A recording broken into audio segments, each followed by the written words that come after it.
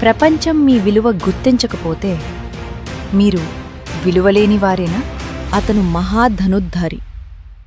అతను ధైర్యవంతుడు. అతను దానశూరుడు. కాని ఒక మాట అతని జీవితాన్ని వెంటాడింది. సూతపుత్రుడు.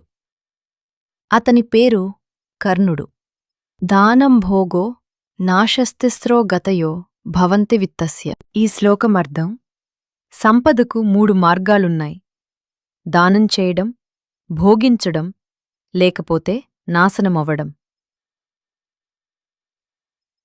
కర్ణుడు ఏది ఎంచుకున్నాడు? దానం. అతను శత్రువుకైనా అడిగితే ఇచ్చేవాడు. తన కవచ కుండలాలు కూడా ఇచ్చేశాడు. ఎందుకు?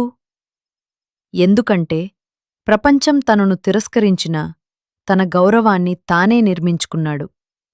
అతని జననం రహస్యమైంది. తల్లి వదిలేసింది. సమాజం చిన్నచూపు చూసింది. కాని అతను చిన్నవాడిగా ఉండలేదు. మీరు కూడా ఎప్పుడైనా తిరస్కరించబడ్డారా?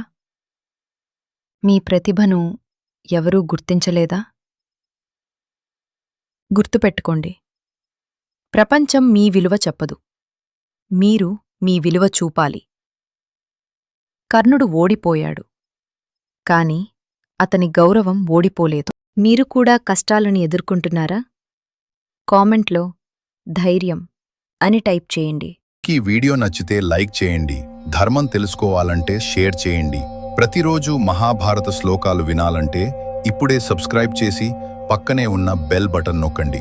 బెల్ నొక్కితేనే ప్రతిరోజు కొత్త శ్లోకం మీకు ముందుగా వస్తుంది. రేపు మరో గొప్ప శ్లోకంతో కలుద్దాం.